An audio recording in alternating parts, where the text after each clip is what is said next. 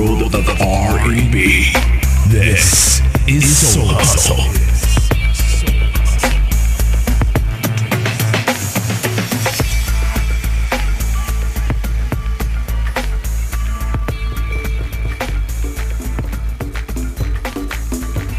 Hey. What's up, everybody? Hey, welcome back to another installment of Soul Hustle.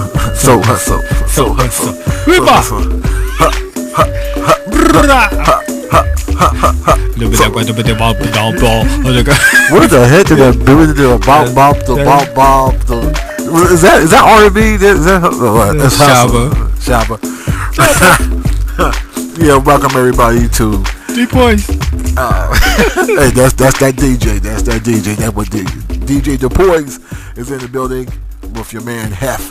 Chulo is in the building. Hey, welcome everybody. Like I said, back to another installment of Soul Hustle Radio.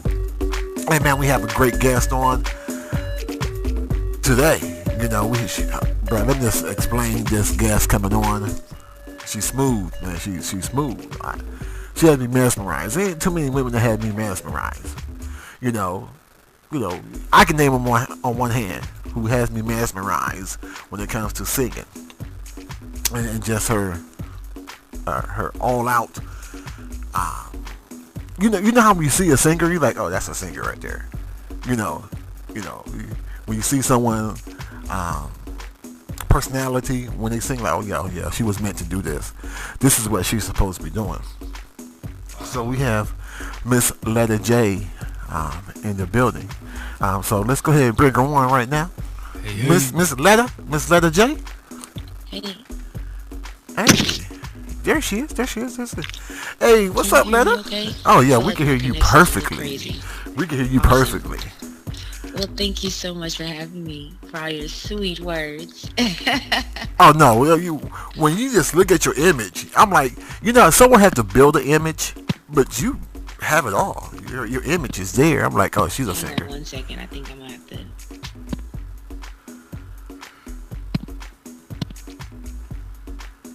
Can you hear me? Oh yeah, we can hear you great.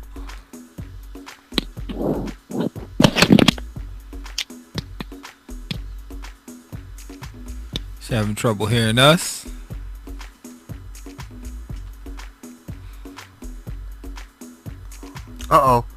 Okay, I guess she'll be back in a few seconds. Call failure right there. But yeah, so when she gets back in the building, I'm like Miss LettaJ. She's our guest this evening, and she has some great music. Being mesmerized by her music. And hey, this is gonna be a great show. So let's go ahead and bring her back up in here. Can you hear us now, Miss J? I can hear you kind of better, yes. Kind of better, yes. I say that devil ain't gonna steal my joy today. Oh my goodness, she come in pretty good. No, we gonna rebuke that. Yes, okay. Man, Miss LettaJ, thank you for giving us this time. Today, to bring you on and showcase some of your songs, some of your music, and some of you, who you are as an artist. And for those who don't know you, and for those who do know you, can you go ahead and introduce yourself? Okay, hang on 1 second, because I can't. I'm so sorry. Hold on I'm gonna have to restart this. Oh, no problem. Huh. This you both got Sprint. See, normally I go to my joke routine, like, you know what she got, right? That Obama phone. But, I won't do that because I'm like, oh, she probably got a Trump phone. I just threw that out there. No, doubt that. But with that being said, hey, this is a good show because, we don't play nothing but R&B on this show. DJ D-Poise, hopefully the second half of the show, he'd do one of his crazy mixes. Yeah. We're going to give you the R&B mix. Yep. And then we're going to talk about what's new in R&B and some R&B news. If there's, the good news. We time reporting the bad news, like Usher. You know. Is that R. still Kelly. going on? Well. The last thing that went on is the actual female who came out. You know. It was a lie. No. Well, Usher saying it was a lie, because what happened is she came out. She's a plus size woman, and Usher said, "I wouldn't have slept with that." I'm like, come on, Usher, you smashed it, bro. You know you did. You know, trying to hide it behind the scenes. Hey, okay. I think we got Miss J back here, Miss LettaJ. So much better now. I'm so sorry about that. Oh no. Like I said, nothing's gonna stop this interview. You already in the building. Right? Nothing's gonna stop this. Love it. Now continue with all this mesmerizing and all these Oh my goodness. Oh my goodness, you just an image of a singer, and the thing is, I cheated a little bit, because I listened to some of your other interviews, and I'm like, oh my goodness, this lady right here. But besides that, before we get started, I'd like you to go ahead and introduce yourself to the audience, for those who do know you and for those who don't know you.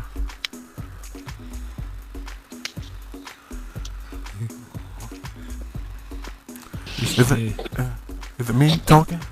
Should I start talking?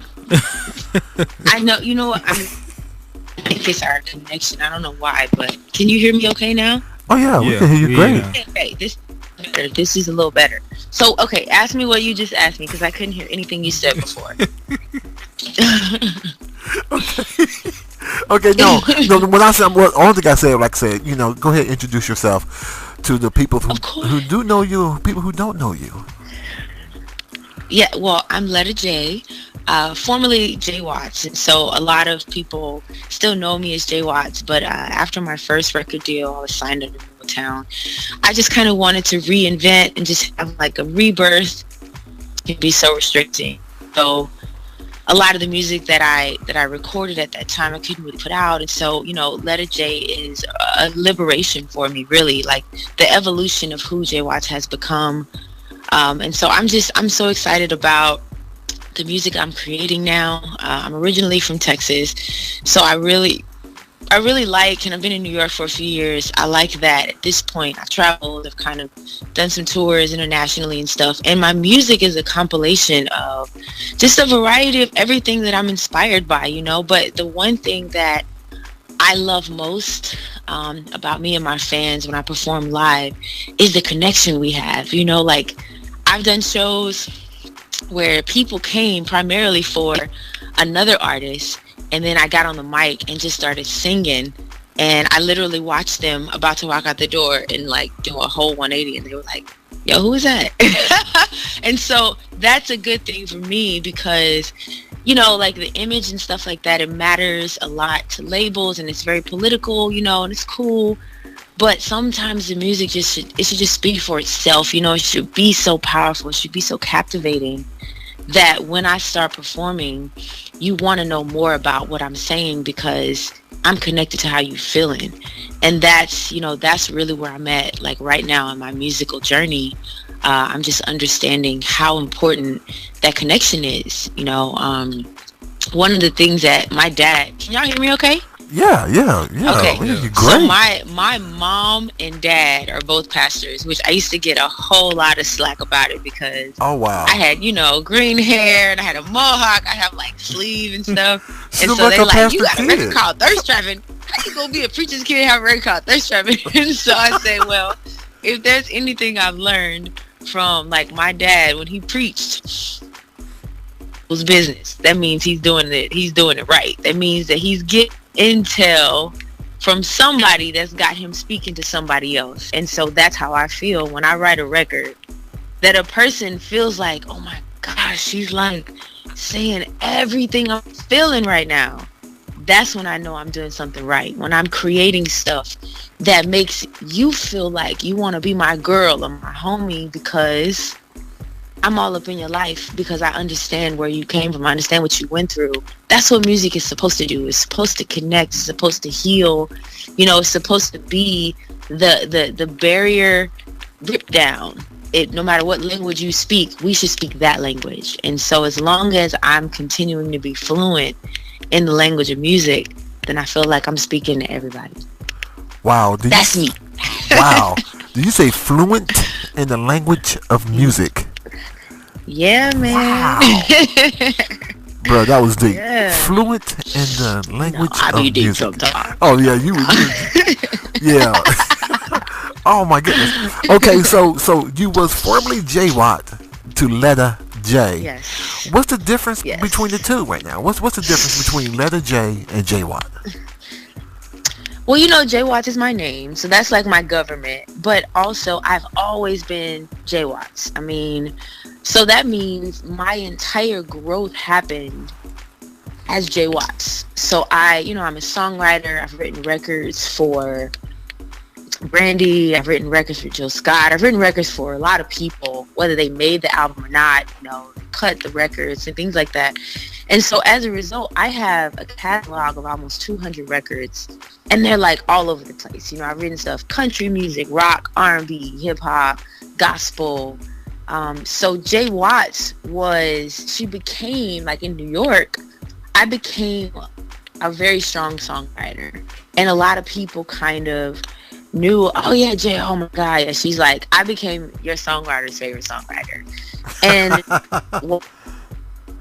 while I never stopped being an artist, it was like a point, where I kind of made feel, it can be very discouraging when you realize as an artist that it's not about how dope you are on the mic. It's not about how awesome the music is. It's about sometimes, political stuff and relationships that it can be like very overwhelming. But the one thing they can't take away from you as a songwriter is your pen. So J Watts, I realized, was very much like the songwriter. I could go into a room with any artist and understand what they wanted to say and know how to create that for them musically. LettaJ is the brand that I created. It's the brand that says, this is who I am as the artist, undeniably. It's not about what color my hair is. It's not about what outfit I'm rocking. It's about what I'm saying to you and the fact that I can say it to anybody. So it's using the power of J Watts. She really created LettaJ. And so the difference, I guess, if anything, like, is J songwriter and LettaJ is completely the artist. Oh wow.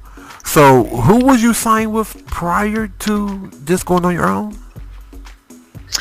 So I used to be signed to a major indie under Motown. They were based in Detroit.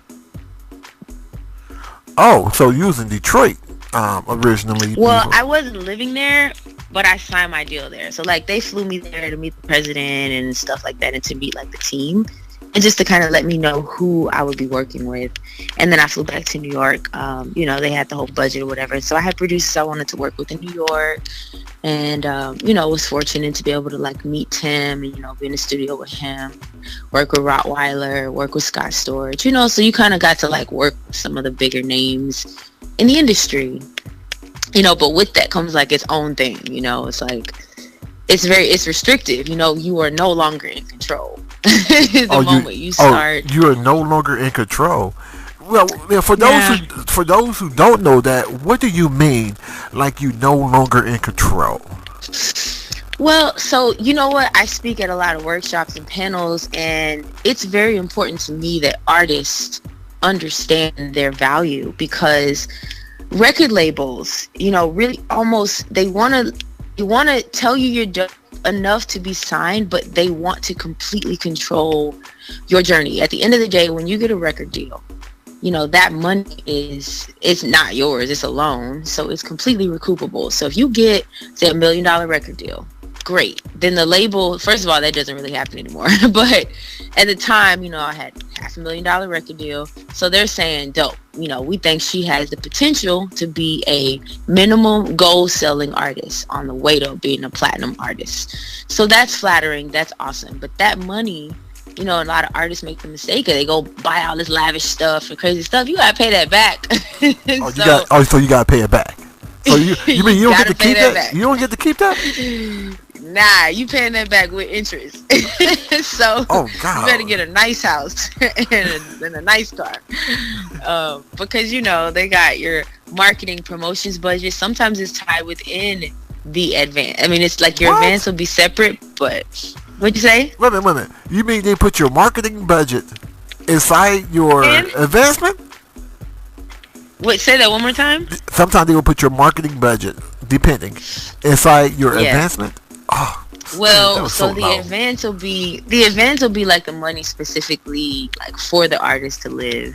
But sometimes, like if you have $1 million record deal, they will absolutely include your advance as a percentage of that. Your marketing, promotion budgets, all inclusive within that amount. And so that's where the team comes in. They're basically, everybody's getting their piece, you know, so you're not really watching where that money's going. You know, you've got a designated person and they're in charge of making sure that where that money's going. I mean, of course, we know now that's how a lot of people back in the day would really get screwed out of a lot of money, because they had so many people digging into what they thought was theirs and they thought they were protected and all this kind of stuff. So I consider it a blessing that the president of that label ended up getting fired, and so all of the artists that were recently signed were dropped.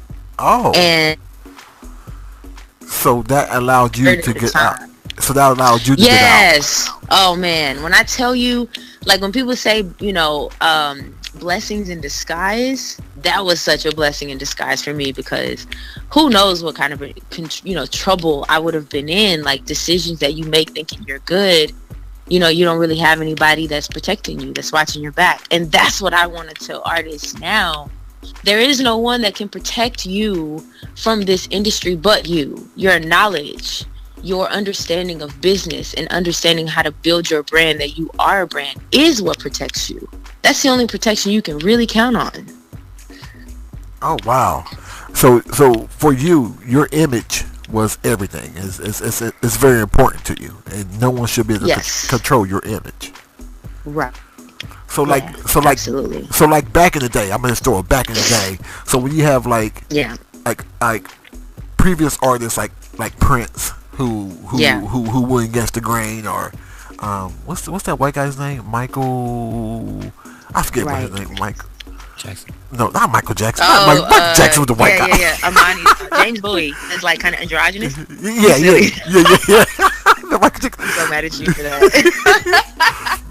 But so when they write slaves on your face, when they say like these, like they try to control me, it's real. That's real. They trying to control your image and who you are. It's so real that even when I dyed my hair green, there was this guy, I won't even name him, but he was like this big dude, big wig in the industry, and he's like, oh my gosh, she's beautiful, she's perfect, I love her voice, but I'm gonna need her hair. You gotta change your hair. You know, I don't think people are gonna get the green.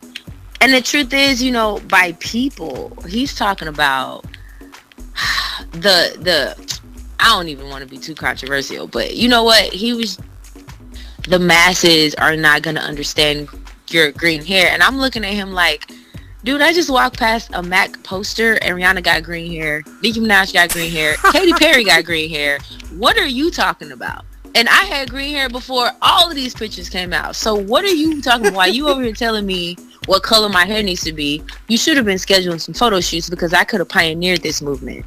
You know what I'm saying? So it's like when you Missy Elliott is my perfect example. You're right with Prince. People that truly went against the grain, people that pioneered being unique as an artist. The thing is, you can't be unique. Well, then you needed an engine behind you. You needed somebody to support it. Otherwise, people don't understand it. So they're like, you're weird. And so, you know, when I dyed my hair green, I created the green. There was no green. I literally was in LA with my homegirl. She's an artist too. And I told her, you know, that we were like somewhere, I don't know, probably leaving like Venice or something. And some guy was like, you know, trying to holler at me. He's like, yo, do you model? And I said, nah, man, I'm a recording artist, you know? Like, I would always kind of struggle with that, because I wanted people to see I am not just a depiction of whatever you think I am physically. I am an artist. I could sing my face off. I could write my butt off, you know? So when I went back to her place, I told her, I was like, yo, I'm honestly, I just want to dye my hair. I just want to be something that's going to allow me to wake up every day and feel like who I am inside. And she was like, what do you want to do? I was like, I'm going to dye my hair green. And she was like, okay, cool, let's go to Sally's. And so we went to Sally's. Oh no, that's real. No, that's real. She like, let's go to Sally's. Let's go to. Word. For those, Here's the is Sally's bro. anywhere? Is Sally's everywhere? Yeah, no, it's real. Because you know what, in New York, there's no Sally's. So There's no Sally's in New York? is. Yeah, I know what you're talking about when you say Sally's. I know what you're talking about. Yeah. Word. They don't even know what that is. So we went there, and the crazy thing was, there was no green. So I was like, oh my God, if I'm going to do this, I have to make a green. I literally combined colors and made a green. Bleached my hair blonde and dyed it green and shaved my sides, and I had a green mohawk. And everywhere I went, no one was asking me, oh my God, do you model? They were like, you're a singer, right? You're a singer. And I was like, yes! It was exactly what I wanted. I wanted people to receive me as the artist I was, as the unique soul I was, as the person that eats, sleeps, breathes, shits, everything music. Like, this is who I am. And so for 3.5 years, I had green hair, and it was just like, everything. It was the beginning of the liberation I needed to really step into who I wanted to be. Wow, I can only imagine being fine and they're saying, you know something, we don't like your hair. You know, I want to know what to do. What you mean you don't like my hair? We don't like your image. Like, what give you the right to say you don't like me? Everybody else like me, but you don't like. Wow, that is crazy. That is crazy. So, being independent. I know, and I'm like, well, why am I here?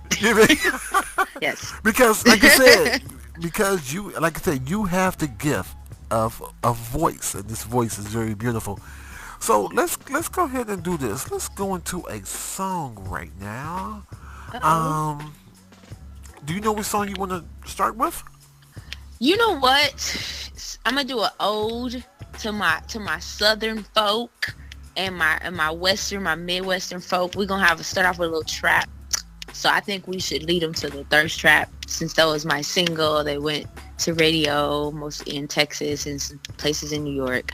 Why don't we do Thirst Trap? Oh, before we get this started, you did say you're from Texas. Is your family still in Texas? Was your family?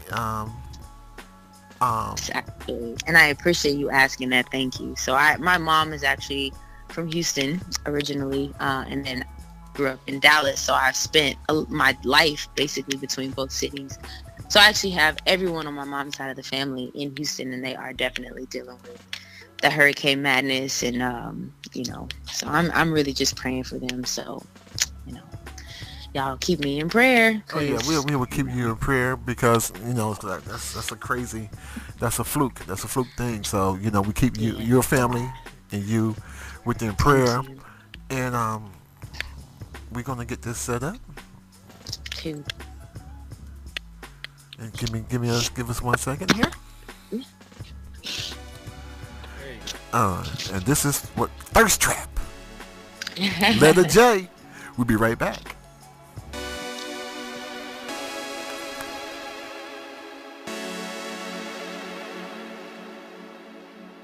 Thirst trapping. Looking at your phone and you're getting turned on, even to the beat of the song. Yeah, we're thirst trapping. At the crib all alone and you're getting turned on with my picture on your phone.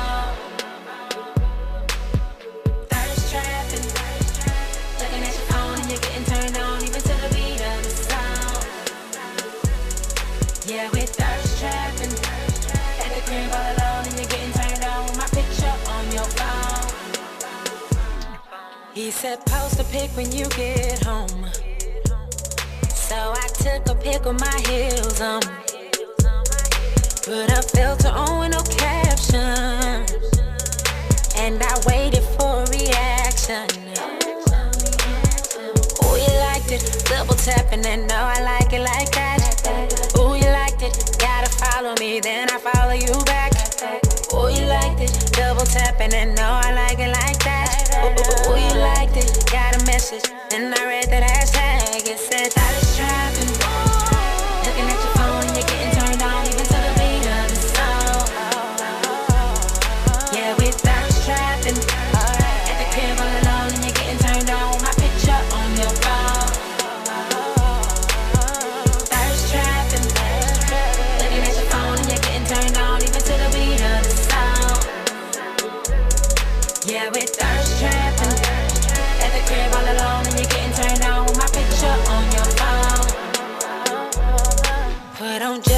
touch of that lip gloss. Blow a kiss and let her set it out. Take a selfie up against the wall. Got them angles, but you won't need out. Oh, you liked it, double tapping and no, I like it like that. Oh, you liked it, gotta follow me, then I follow you back. Oh, you liked it, double tapping and no, I like it like that. Oh, you liked it, got a message in the red, that hashtag, it says thirst trapping. Looking at your phone and you're getting turned on even to the beat of the song. Yeah, we're thirst trapping. At the crib all alone and you're getting turned on with my picture on your phone. Thirst trapping. Looking at your phone and you're getting turned on even to the beat of the song. Yeah, we're thirst trapping. At the crib all alone and you're getting turned on with my picture on your phone. Yeah. Thirst trap is the hashtag for the world. Look at that twerk in the mirror. Just get that app where you snap and you chat. Where you at? Bring it back, baby girl. I told my boys I'm feeling ya. Can't wait no more for videos. I gave you my number, why don't you just text? Forget that social media. Thirst trapping. Looking at your phone and you're getting turned on even to the beat of this song. Yeah, we thirst trapping. At the crib all alone and you're getting turned on. My picture on your phone.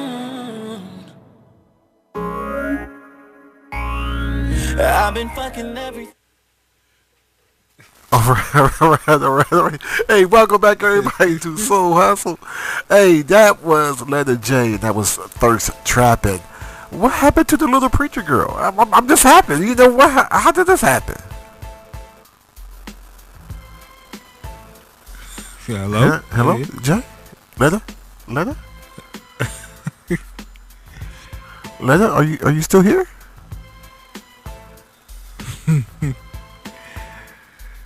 We're really having a lot of problems with her phone today. There we go. There she is. I can hear you. Okay, you can hear. Thirst trapper? What you mean? What happened to the little preacher girl? What happened to the little preacher girl? She's like, I took a picture with some heels on. I'm like, what? Oh my goodness. So, wow. Okay. I was see the music video. Yeah. There's a video. You can't. Oh God, we can't right now while we're on the air. So how did you get started? Obviously, we know what you're gonna say. You know, sang in the church. She didn't have a choice. Mama and Dad are both pastors. She didn't have a choice. So, I'm gonna take it around. I'm gonna take it a little bit differently. So, what have made you really become just a secular artist compared to being a Christian artist? Well, you know what? I feel like, first off, the Bible, for me, is something that I grew up with. It's my foundation. You know, the way I live my life, the reason I am who I am is because of values and lessons I learned growing up, you know, and just having a relationship with my higher power, you know. So that doesn't ever leave you, you know, no matter what kind of music you sing. I don't think that relationship is contingent.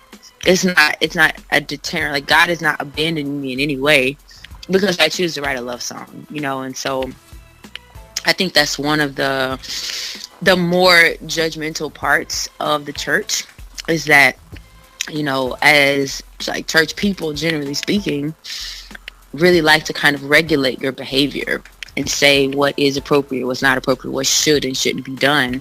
And the truth is, none of us are authors of what should and shouldn't be done. You know, I think it's important for people to use the Word of God or whatever doctrine they choose to study, the Quran or whatever it is, to use that doctrine to enhance and benefit their own lives. And I think if people focus on that, you know, the world will be a very different and better place, instead of, you know, kind of wanting to tell other people how they should live their lives. You know, your relationship with like your significant other or whatever, that's your relationship with them. It's personal. You don't even have to tell anybody about it if you don't want to. I think my relationship with for me, God is so personal. You know, I choose to share that relationship with people because I'm proud of that relationship. Yeah. But that existed before I began singing a genre that, you know, my music is classified in, before I knew that songwriting was a profession, and even after. You know, part of my humility, my ability to be, you know, focused in this industry, which is, you know, a very difficult industry to be a part of, it comes from my relationship with God. So as far as I'm concerned, I'm a preacher's daughter because, you know, my parents are, and I'm still a woman of God as far as I'm concerned. And I believe as far as God is concerned, because, you know, if music is my utensil, if music is my vehicle that I use to really navigate me into the lives of other people, I can actually impart all sorts of wisdom and empowerment and things that really matter to help people understand their best selves, to help women empower themselves, know their value, to help men understand how to be a king. All of those things come from understanding yourself, and I write about those things in my Oh, okay. She started preaching earlier. I mean preaching, you know. My fault. Can I get an amen? Amen. Amen. Shoot. How well did it go over for you to when you decided to do secular music Secular, or yes, secular yes, music? yes. Did that go over well? Or was that an issue? As church folks say. Secular music. Secular Exactly. music, right? Exactly. We be making up all these terms. Well, you know, secular music. You know, I left home really early. My mom and I did not have a great relationship.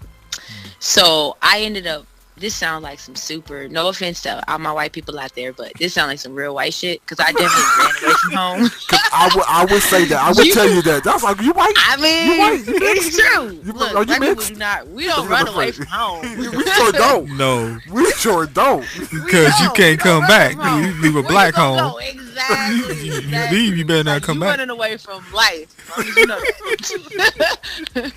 So I literally, it's kind of crazy when I think about it now, but I actually borrowed my high school, and I literally drove home during my lunch break, and I climbed in the window, and I had it set up. I had a stool outside because the window was high. I climbed into the window, put as many clothes as I could. I put them under my bed. I threw them in the trunk of her car. Drove back to school. School was only 10 minutes away driving from my crib. And, you know, I went there, I saw her, and I said, I did it. And she was like, oh my God, are you serious? Is this a Lifetime movie? I saw this. I saw this. It feels like a movie. That's why I be writing songs to be in movies, because my life was a movie.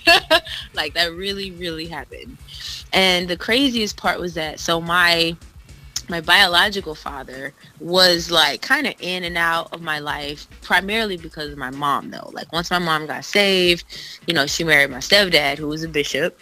And my biological father, she kind of didn't want me to have a relationship with him. So it was always, I never could contact him.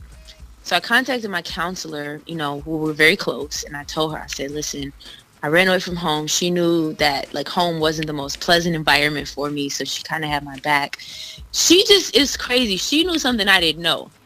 She knew that my dad's aunt worked for the of like DISD, like the Dallas Independent School District.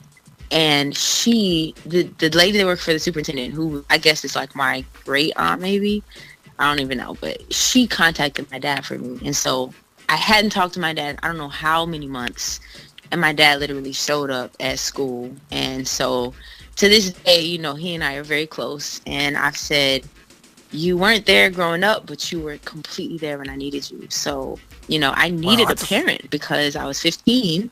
15? And, you know. 15? Yeah, man. I know. I know. So I'm going to go ahead and I was make this almost plan. 16. I was 15 and a half. I was almost 16. Man, you like, Yeah. I remember when I was like, you know something, I'm done, Mom. I'm leaving. I went outside and sat down. She shut the door. Yeah. She had no problem shutting the door. I'm like, Mom, I'm sorry. I apologize. Yeah. She's like, well, sit outside and think about it for a while. I'm like, okay. Well, your mama was way cooler than mine was. Wow. Wow. So man, but that's a journey. So here you are, on your own. Now you able to like really expand when it comes to this music thing. So and that's what you end up doing. Say that again. Oh, this phone is driving me crazy. Oh, no problem. You really expanded. I lost you. Oh, she lost us. We can hear you. Yeah, we can hear you all the way. Uh-oh. You there? Okay, say that again. I think you're coming back. Okay, we're back. We're back. We're back. I'm just saying that so now you're with your dad. So your biological dad. Now say that again. Now what? So now you're staying with your biological dad. Oh, no. My family is still they're largely in Texas. I'm by myself in New York. Well, yeah. No, I'm talking about when you ran away. I stayed with him. I stayed with him until I graduated high school. So I stayed with him for a year. So that's when your music really started picking up. That's when you start writing more. And you had stories just to talk about now. I mean, honestly, I started writing songs when I was 7. So I just didn't know that being a songwriter was a career. I didn't know that was something that people did. But I remember when I was 8 years old, I had written this song called The Fruits. And it was me and my 3 friends. And I wanted to start a girl group. But it was gospel music because that's what I always would like write about. That was my life. And it was like, the song was like, love, joy, peace, faith. It was literally like the fruits of the spirit. And I remember teaching them the song on the blacktop. So like, I've been writing songs since I was little. I didn't actually really start doing music after high school because my life was like very academic, I mean, I was an electrical engineering major in college. Wow. Like I really went on this path, of trying to, music wasn't something, it was like such a dream that it just didn't seem real. I was from the hood for real. Like, I mean, I don't know if nobody out there know about South Dallas, but that's where I was from. I know South Dallas, okay. Yeah. So, I grew up seeing a lot of stuff that, kids, I feel, shouldn't see. It kind of, it makes you react a certain way. And, so music was like a non-sensible option. It was something that, didn't really happen for people that were from where I was from. So the fact that I love to sing was just like, all right, well, Jacob Blow, but that's it. So I definitely kind of went the school route and, was in like organizations, the president of organizations, mad stuff. Just like it feels like a different person, But then when I came back to Dallas after I finished school, I was signed to this modeling agency, and there was a guy who reached out to, I guess, one of my agents or something, and said they were looking for an actress, like a young African-American woman, to be a part of this documentary he was putting together. And they picked me. So I was, was Interracial Dating in America. It was a documentary. And to this day, I love Chris Clay with all my heart. He's originally from New Orleans, but moved to Dallas after Hurricane Katrina. And so basically, he and I met, years later for this documentary. And he took it to HBO. And the guys at HBO was like, yo, who is that? She looks amazing on camera. And she sounds so articulate. Like, what does she do? And he said, I don't know anything about her, but I can find out for you. And so he contacted me, and I went to his office in Dallas, and he said, so tell me about you. What do you do? And I was like, I mean, I'm a singer. Like it was just like no real confidence, no, I just think like I'm a singer. Nothing. I think. Yeah, exactly. Like I remember when I used to sing, And so he was like, well, I might have an opportunity for you. He said, we're doing a soundtrack for the documentary. And, if you have some songs, you can definitely submit them. And I was like, really? And that was my first real opportunity. I contacted my friend who worked at Music World. He actually was an engineer. So he worked did my records with Solange and Kelly. And so I called him and I said, Jesse, he's signed to Epic now. He has this amazing group, Free the Duck. But I was like, Jesse, I have this awesome opportunity. I need you to produce some stuff for me. He goes, come out here. So I got in the car, drove to Houston, and we worked on these fire records. And then I called my other boy who worked. He was a producer and it was a part of God's Property, Kirk Franklin's group. Oh, wow. And I was like, yo, Deonis. And to this day, Deonis tours with Jill Scott. And I was like, yo, I want to submit some records for this guy. So that was my opportunity. So I wrote a record to one of his tracks he produced called A Good Man. And Chris loved the record so much, it became the title record for the documentary. It played on over 20 radio stations in the South. And it was my first big break. So I wrote the title track to the entire documentary. Sony distributed the whole thing, the whole soundtrack. These two guys, Terry and his brother, with Common Folk, they were based in Dallas too. We wrote another record called Why Can't We Get Along? And that was in the soundtrack. So all the records I submitted ended up making the soundtrack. And before I knew it, I was a published songwriter, and I didn't even know what that meant. Wow. Yeah. And the thing is, I was going to ask you, so how did you get discovered? I'm like, were you in the mall singing? You know? You're like, nah, they found me. They found me because I looked great. And I just told them I sang went music. after it. Yeah. I went after it. And then after that gave me just enough confidence to feel like, yo, you know what? You might be able to do this. And I moved to New York the next year by myself. Wow. I just moved there. And funny, I got scammed out of an apartment because I didn't know anyone here. I was stupid, mad naive, lost like a couple $1,000s I had saved, and ended up staying in a hotel room. It was like a nightmare. It was a complete nightmare. By yourself in New York? By myself. But God took such good care of me. Like, my boy, B, we didn't even know each other like that because he was older than me. But he just hit me up randomly. He was like, I know this is so crazy, and I haven't talked to you since you were little, but I just wanted to hit you up because you crossed my mind. And I was like, oh man, I was like, it's so good to hear you. Can I call you? And I called him, and he was like, where are you? It was super loud. I was like, man, I moved to New York, and I'm staying in this hotel because I got scammed out of an apartment. And he goes, Jay, I've been living in New York for 3 years. Wow. I was like, what? He Wow. was like, I got an extra room. Come stay with me till you find something. I checked out of that hotel room so fast. Hey, like I said, you know, God's got your steps right there because I'll say it just like that because hey, that's God's planning right there. So you know, to have someone there for you. Speaking of His planning, hey, let's get into another track right here. Woo, this one right here. Oh my goodness, you got some stories. You have to play Monet. And wait, before I want to tell people real quick, Monet is this visual artist that I love so much because he used to paint the same thing over and over, like the same, like imagine the Eiffel Tower. He would paint like 10 different pictures of it from 5 a.m. to 5 p.m. People thought he was crazy because they were like, why is he painting the same thing over and over?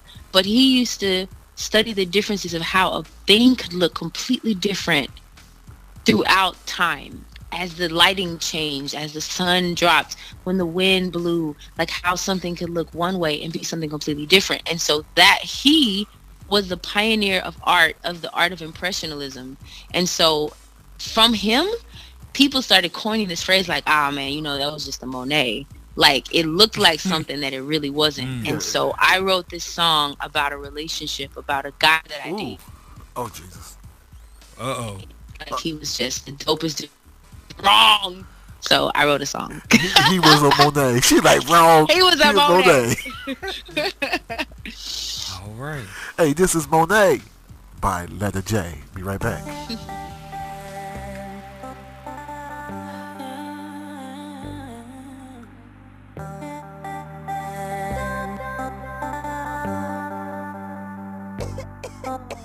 Inside of this mind of mine is your words playing my mind, and I can't see straight.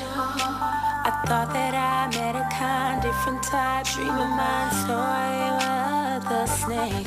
Moving right along, riding through the garden, running from my heart. Soft whispers, ignoring my thoughts.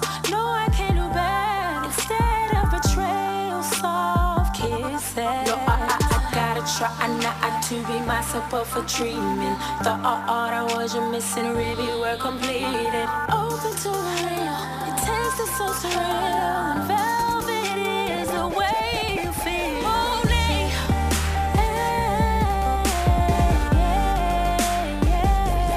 just a moaning,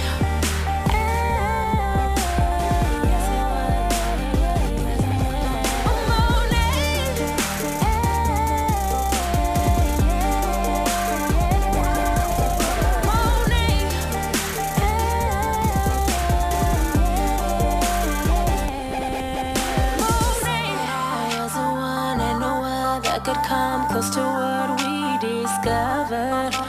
But all it took was someone, a vision of deception, and the real you uncovered. Now I know it all, no longer in the garden. All I hear is my heart's tears. We never had it all, it wasn't even real. I wish I would've never listened. No, I gotta try not to be myself, but for dreaming. Thought all that was you missing, really were completed. Open to the real, it tastes so surreal. And velvet is the way you feel. Moaning,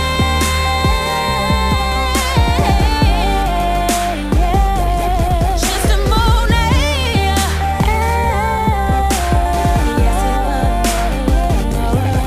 I'm moaning.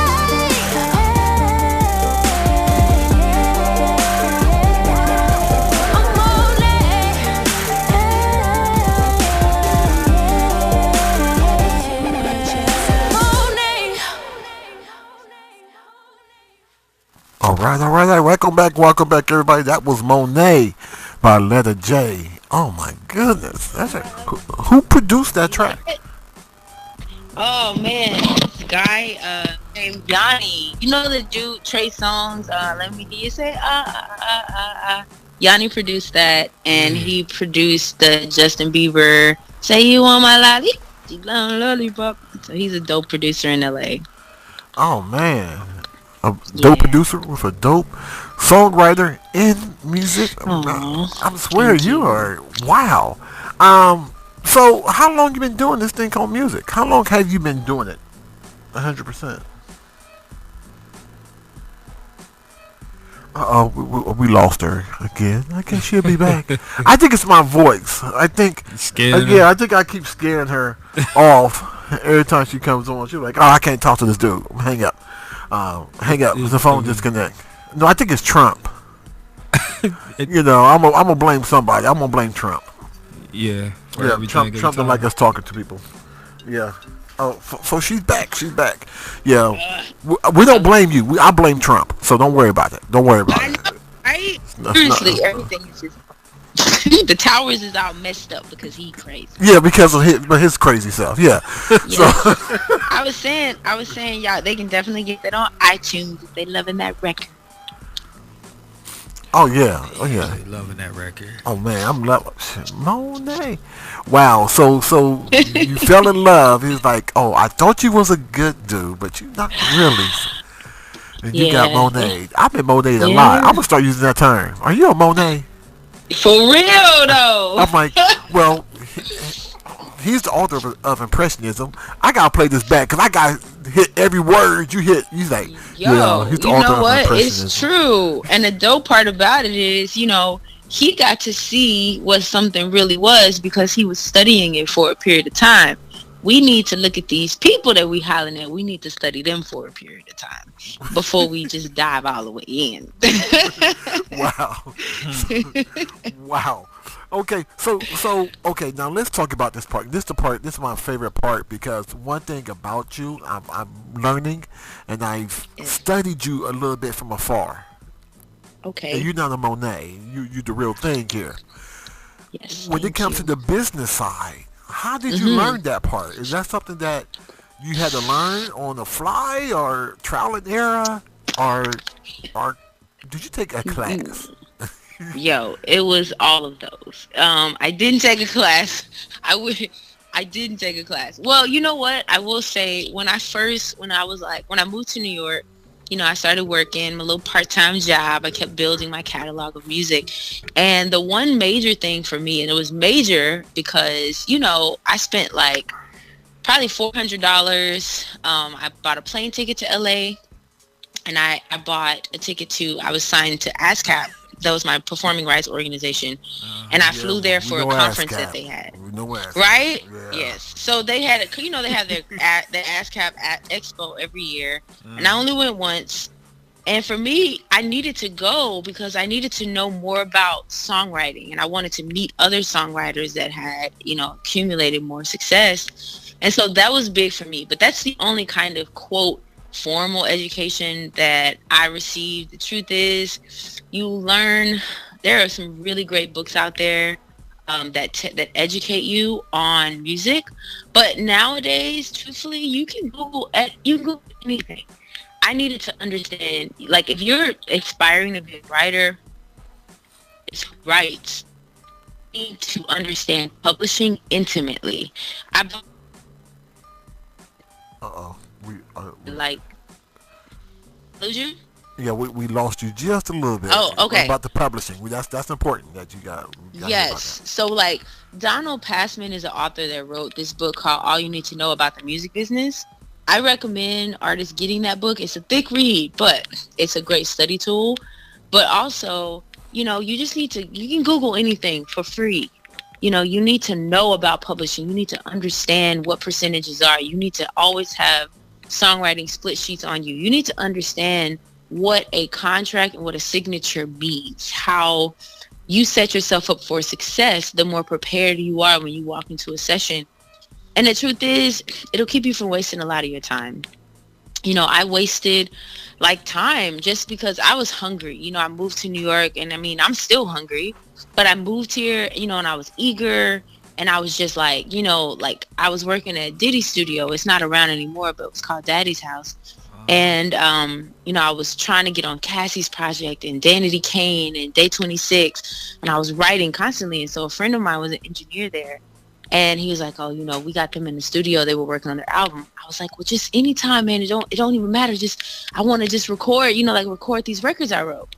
So he would literally call me like 3 a.m, and I lived all the way uptown. And I would literally leave home at 3 a.m, go down to the studio and work till 6 a.m. just to get that record in, because I realized the more records I cut, the bigger my catalog was going to become.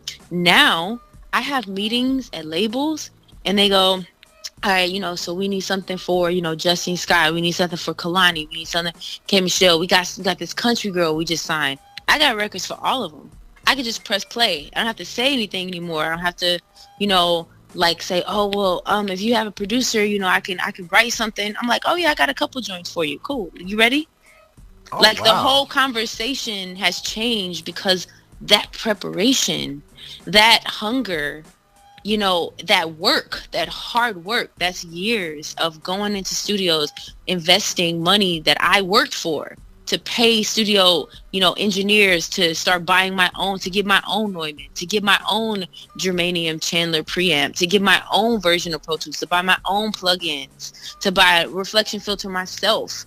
Like, I worked to invest in my own studio so I can cut records myself, which means I needed to learn Pro Tools. I needed to learn Logic. I needed to study under some engineers to become doper at refining my sound that I could just build my catalog and just keep being dope. As it's like constantly, because it's an ongoing thing. There are records I've written years ago that I sent to an attorney just a couple of days ago that he's like, oh my God, I love this record. I'm going to send this to somebody, because music lives forever. And, I want to encourage artists, and why I like having, we have like panels and stuff at my crib, backyard parties and stuff, where we have different like segments where we talk to artists. My little brother does this artist kickback, because it's important to reach back so that we can become a stronger community by educating each other. a lot of people in the record industry, these older, guys like in the industry, they understand that labels are obsolete. They don't even really matter like that anymore. Our audiences they can be whoever we create them to be. And so for artists, you hear in industry dudes be like, this is dated, that sounds old. It's like, you don't know, what does that even mean? Music lasts forever. There's no such thing as dated. Yeah, there's no such thing as dated music. There's no such thing. What they mean is this sound might not sound like everything that's out on the radio because all of it sounds exactly the same. But what this is could be the next movement of what music is going to sound like. Like, it's just, they don't like to take chances. So anything that is unique or anything that's dope in a different way, it's like they don't comprehend it. So they don't want to support it because they don't want to take the chance anymore on artists because they're just thinking about their careers. And I'm not mad at them, like if they got a salary or whatever, they trying to just keep it by regurgitating the same thing over and over. And that means playing it safe. And so if you're an artist that's not, quote, safe, unquote, then you become a gamble, you become a risk, but you need to be a risk. Missy Elliott, that woman is she's like one of my idols because remember how she was crazy? Her videos was like insane. She wasn't your typical looking chick or whatever. She wasn't like a size 2. She was like looking crazy when the rain touched my window. Like, it was crazy in a garbage bag, I would never forget that. I was like tiny and I was like glued to the TV screen because I had never seen anything like it. And wearing bright lipstick. Now everybody wears bright lipstick now. Right, with full lips though. With full you know lips, what I'm saying? Yeah, with full lips, yeah. And finger waves and like crazy stuff. Like, she was going against all the grain. Everything that women were supposed to look like, she was like, nah, I'm not doing that. I'm not doing that. That's not who I am. And it was just, and so she came out with all these crazy records. Anybody that could make like hundreds of people in one room say, yearn from a nigga fleck, come on. It's not even word. Yo, that's coward. Yearn from the nigga fleck. This just got us speaking another language. So yo, that's dope. But you as a woman first. Yes. You're a woman. I think you're a single first, woman second. I don't know what order you put them in. But when you superhero first. but when you enter the room, do you think like executives or people sitting across from you take you serious until you? The moment I walk in the room, they're picking me apart with their eyes. They're immediately saying, okay, so she's got like, well now, so I switch my look up a lot, but my hair is long and curly. So right now I'm like just being kind of natural, whatever. So when I take meetings, they go, okay, so she's got the traditional American beauty thing going on. Okay, so she, we can appeal to this market. Like, they're immediately sizing me up. And so because I can't change the way I look, what I can do is command immediate respect by simply knowing who I am and being super prepared. For one, I don't walk into their meeting. They walk into my meeting. Oh, okay. You're here. Yeah. It's important for me to understand that they need to understand you're here because of me.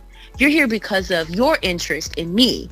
You are, like a Jewish white guy, and no offense, but you're disposable. It's a million of you. There's one of me. And let's understand. Yeah, let's understand that I have something that you want. You kind of changing me. You're changing my whole thoughts. Yeah, I love that. That's making me want to change how I feel about things now. When you said that that is beautiful. It's completely true. Because you know what? For one thing, let me just be on my Black Power real quick right now. That melanin is so strong, is so powerful, so undeniable, so intimidating, that if we raise our voice too high, we shatter things. So we have to literally bring down our dopeness so that we don't even intimidate people. So we walk into every environment completely commanding. I think it's important to own that. And I think for artists, we go in, I used to go into meetings hoping that they like me, like hoping that I'm like cool enough, or hoping that, you know, I'm what they're looking for. Forget what you're looking for. I'm what you need to be looking for. I understand who I am, and even if you don't yet, that's okay. Because you know what I mean? Because at best, I just let you hear some music that just might change your life. At worst, damn, I can't get this time back for this meeting. Let me go have some dinner real quick. You know what I'm saying? Like, my feelings are not hurt anymore, because what God has for me is for me. And so I chose to take this meeting. It's not even about what you want. You're not in control of this. You think you are, but you're really not, because my success is already destined. You can either be a part of it or you can miss out. That's it. L.A. Reid admitted one of his biggest mistakes was having Lady Gaga sit in his office. And he said, she's too weird. I don't think the world's going to get it.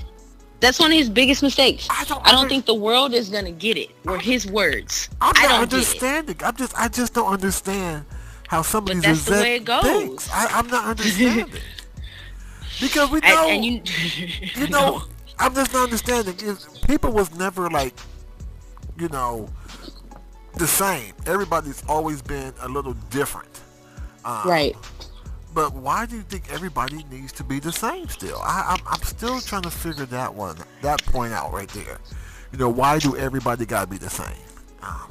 You know, I just feel like it's different now. I mean, I can only truly speculate because I've never been a music executive. I mean, now I'm the executive of my movement, of my music, of other artists that I work with. But I feel like, you know, these guys have very comfortable lives. They've made money, you know, on other artists, on, you know, the label, whatever, like being whatever an A&R is, you know. They don't go out finding talent anymore. No, they don't. They just wait for the talent to invest in themselves, and they jump on board of their movement. The whole structure has changed. We simply don't need them anymore. Now, when you go to a label and you got 1 million followers, you don't need a label. So if you take a label meeting, it's because you ready to walk into that meeting and go, all right, well, I have 1 million followers and I'm already making $250,000 a year. So what can you do? Like, the whole conversation is completely different. They're like, oh, well, no, what can you offer me? Because I have 1 million people's attention right now. Yeah, what can you give me? That's funny that you said this, because we were talking to this one artist, and this artist said that this label offered him something like $8,000. Said, well, we'll sign you, we give you $8,000. What? That's funny. Advance. He's like, I got $8,000 underneath my bed. Why that's all you're gonna give me? And people gotta understand that the power, that they have the power, right, to absolutely do it, really, without the companies, you know, without the labels now. So, and that's what I think you're doing, you know.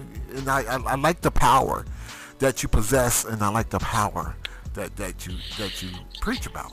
You know, you're not preach, but speak about. I mean, you know, I could be a preacher too. No, no, but you're right. You're right though. It wasn't always that way, you know. And when I meet artists now, it's important for them to understand that I've had my own journey. You know, it didn't come within like a year or two. You know, it came from like 3-4 years of just going in, of like playing the label system, of meeting, you know, guys that just wanted to sleep with me, of having my heart, you know, broken, and being able to write a record about it, being able to push forward, being diligent, being perseverant, being focused enough to say, I'm not gonna let this stop me, because this is what I love to do. This is my passion, and the only way I'm gonna be successful at it is if I keep it going.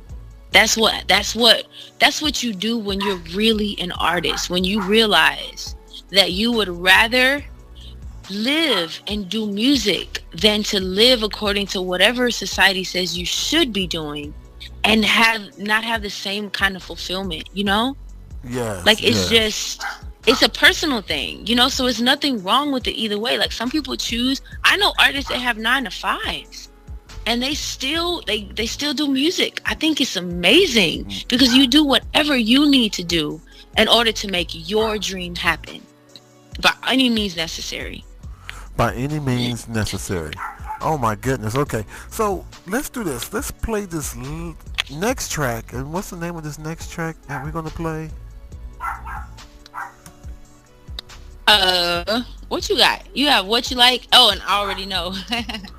So, well, What You Like, I love that song. I know a lot of people probably saw New Edition, but my boy, and I'm really happy for him, he played Bobby Brown in the movie.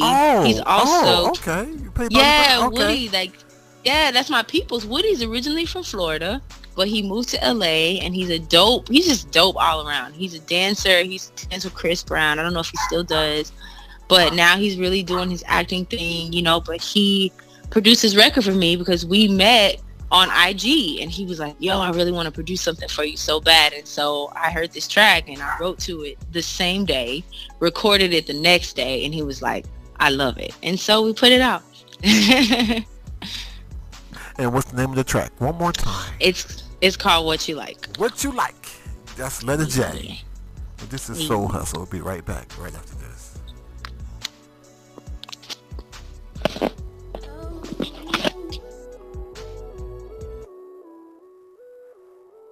What you like? If I'm what you like. If I'm what you like. If I'm what you like. If I'm what you like, you better say something. I'm what you like. If I'm what you like, boy. If I'm what you like. If I'm what you like. If I walk your way, would you smile for me? Whisper near your shoulder. And if I ask real nice, would you dance with me? Can we get a little closer? Oh, you got my mind on 10. Got me wondering if I post up, will you come with? Got me stuttering, cause I see what I want and you look like you know it. And we both sober, and I ain't gotta flex, and I ain't gotta flaunt it. Just bring that ass over. If I'm what you like, if I'm what you like, if I'm what you like. If I'm what you like, you better say something. I'm what you like. If I'm what you like, boy. If I'm what you like. If I'm what you like. If I flirt hard, would you say yes to me? So we can explore. And if you miss me, would you send a text to me? Tell me come over. Cause boy, you got my brain on 10. Make me feel alive again. And ooh, let the games begin. Wonder if you let me win. Having visions, all kind of feelings about you. If you willing, go ahead, admit it, you want to. Make a decision, I know that you're dealing with things, but don't let it fool you. We can kick it until we commit it. Just say that you're with it, or do you? If I'm what you like. If I'm what you like, girl. If I'm what you like. If I'm what you like, you better say something. I'm what you like. If I'm what you like, boy. If I'm what you like. If I'm what you like. Oh, if I'm what you like. Oh, if I'm what you like. If I'm what you like. Oh, if I'm what you like. Say something. I'm what you like. Oh, if I'm what you like. What you like? Say something. Can you hear me? Does that include me? Could I say something? Can you hear me? Oh yeah, we can hear you. Right. Okay. Yeah. Yes. And so the Woody produced that track. Okay. I'm feeling that track. I'm really feeling that track right there. Man, so what do you like better? Do you like performing? Do you like, or do you like writing? Which part gives you that ultimate joy? Honestly, I don't know how to do one without the other. Like, for me, writing has always been just what I do. It's always been like what I do in order to say what I need to say as an artist, you know? To say what you have to say as an artist. Okay. Yeah, I mean, it's like,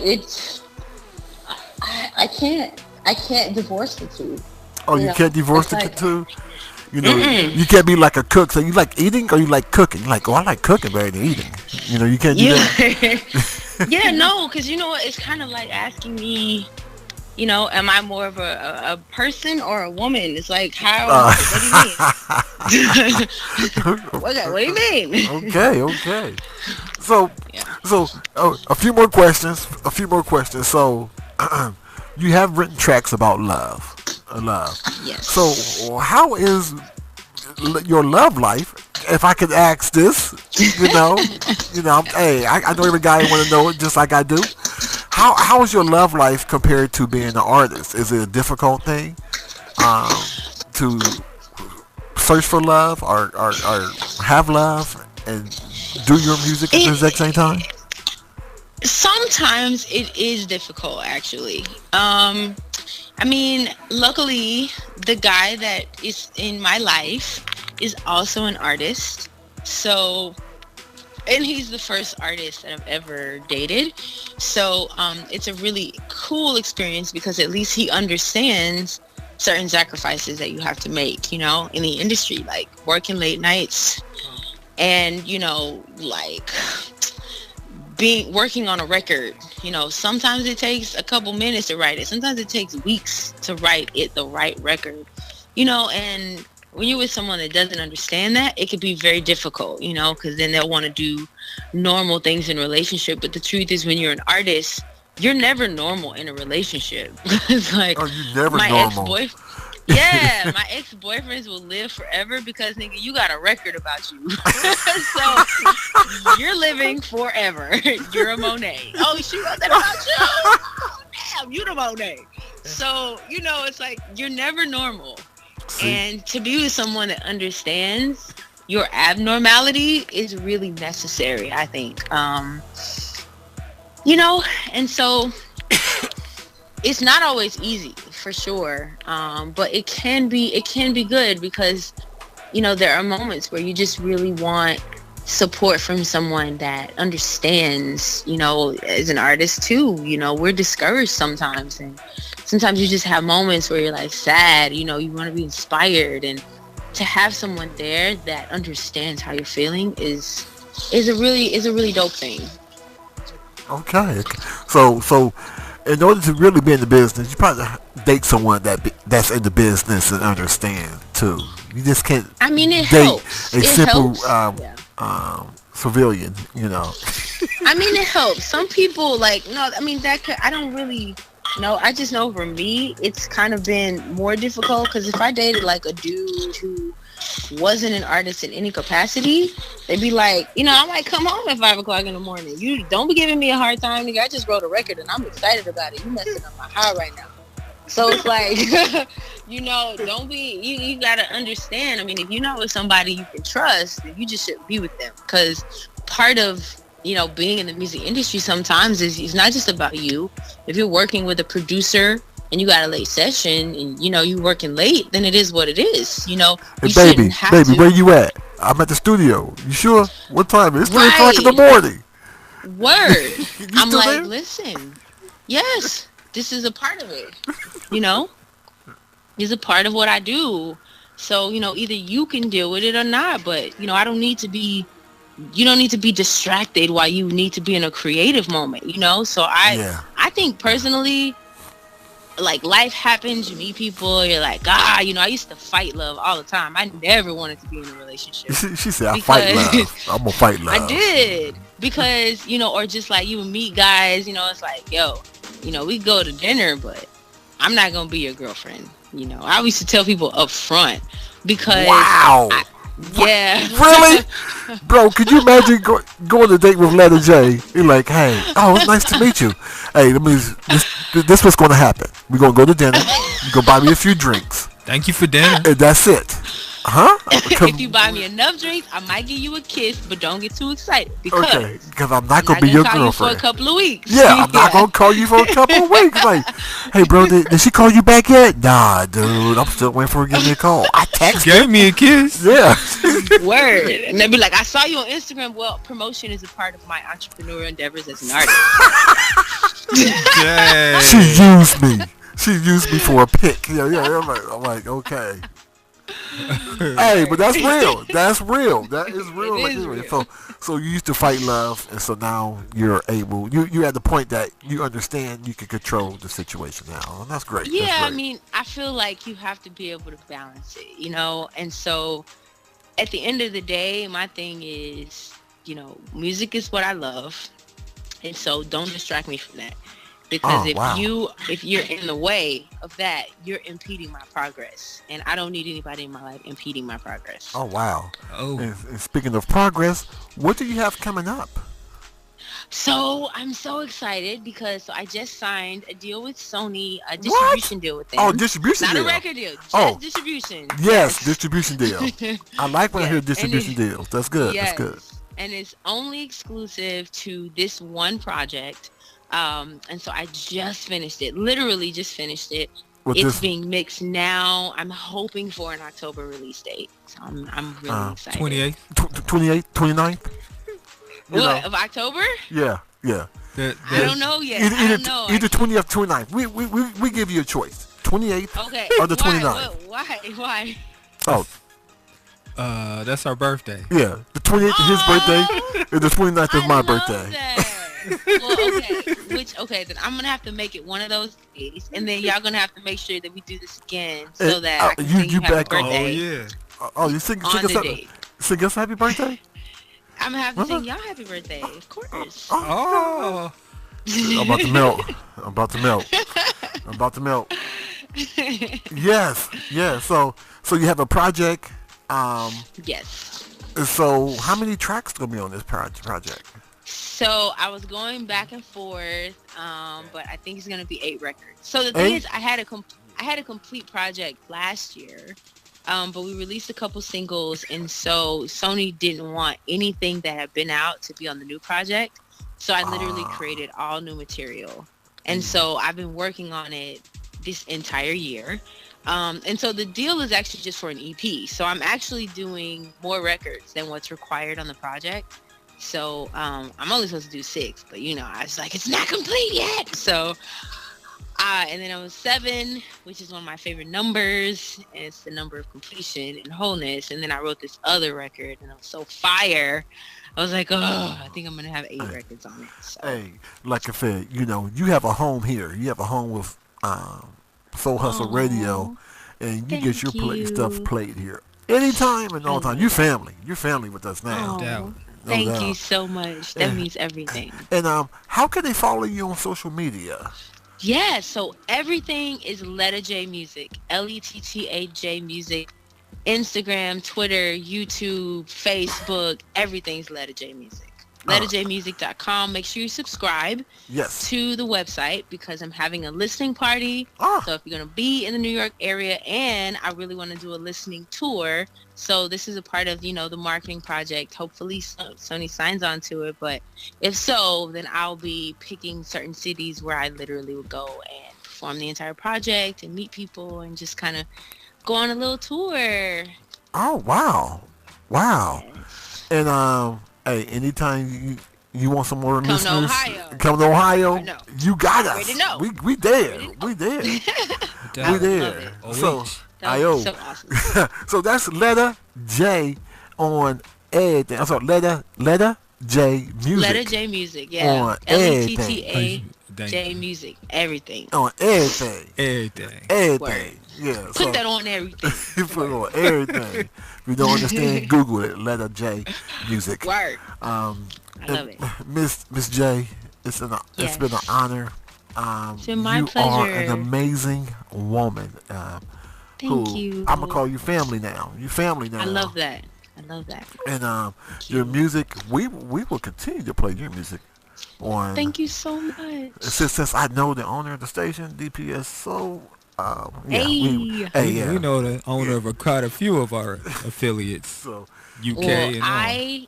I'm gonna make sure y'all get the first release of this project, because these records, I'm actually like singing on some of these records, and you're gonna love them. Trust me, you're gonna love them. Speaking of singing, you're not gonna ask me to sing. Oh my god! I was so sick the past couple days.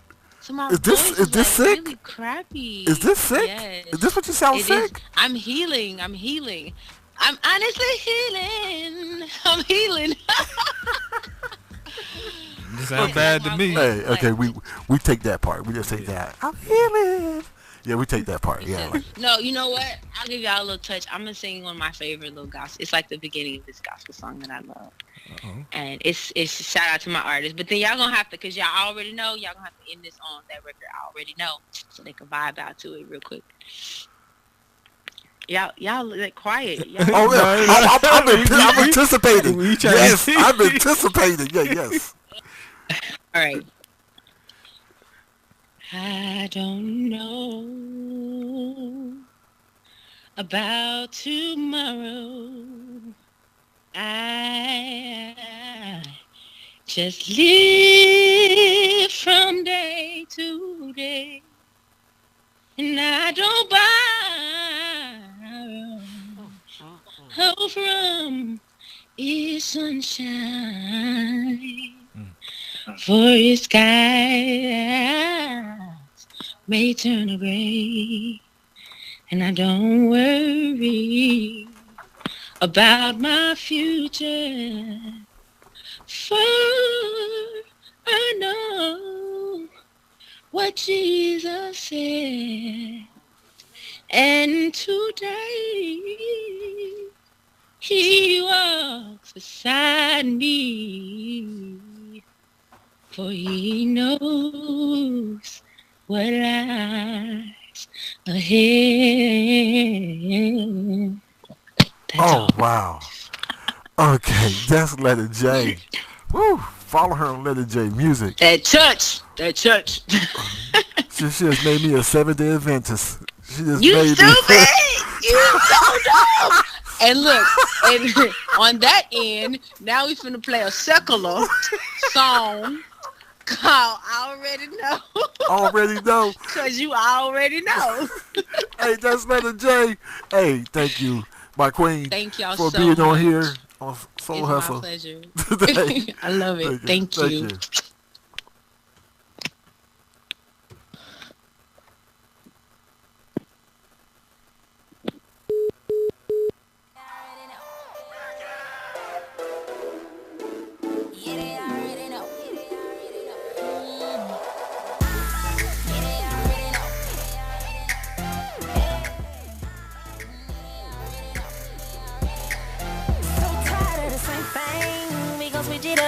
Pop off the lid, pop, hold in the cup, and turn the bottle up, take it to the head, gone, tear it up, yeah.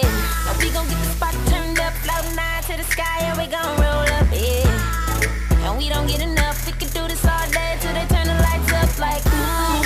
VIP in the back, like, when the DJ bring it back, like, ooh. And he got it on repeat, we gon' take it to the flow, on a beat, yeah, ooh.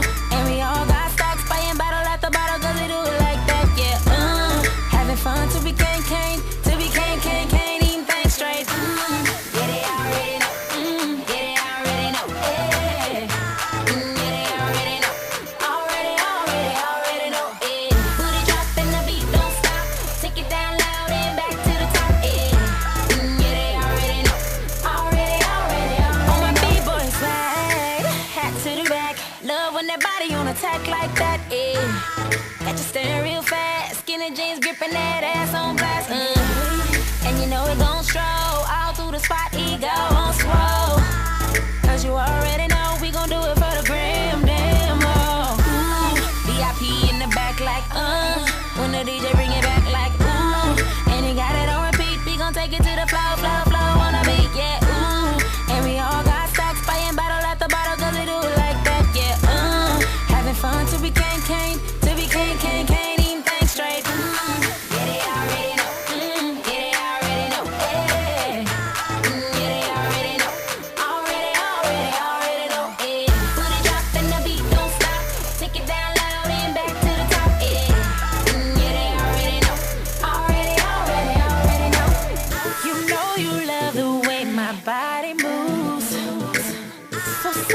me, but it ain't even for you. Good time, so fun. Got my homies by my side and we stay fly.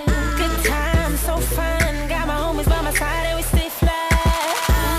VIP in the back like when the DJ bring it back like and he got it on repeat. They gon' take it to the flow, flow, flow. On the beat, yeah, and we all got stacks, buying bottle at the bottle 'cause we do it like that, yeah. Having fun to be can't, even think straight. Yeah, they already know. Yeah, they already know. Yeah, they already know. Already know. Put a drop and the beat don't stop. Take it down low and back to the top. Yeah, they already know. Already know.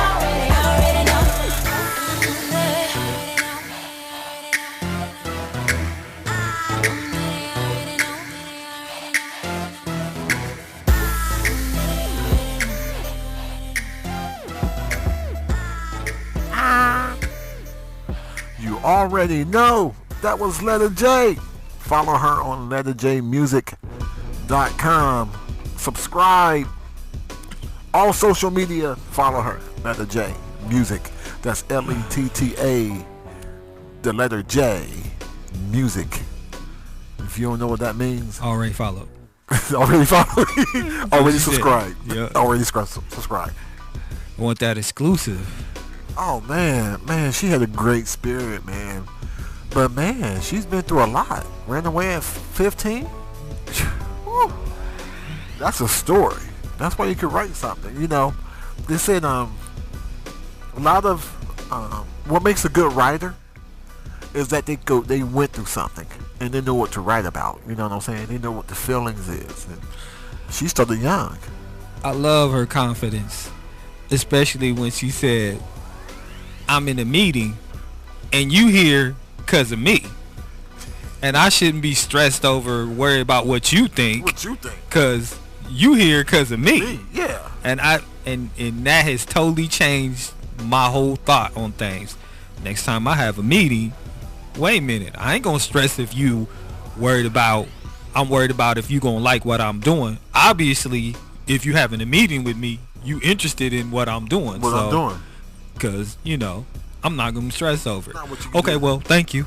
Okay. You don't like it? Well, here's the door. Oh, yeah, I'm good. I was pushing before I met you. I'll still be pushing right after you. Hello.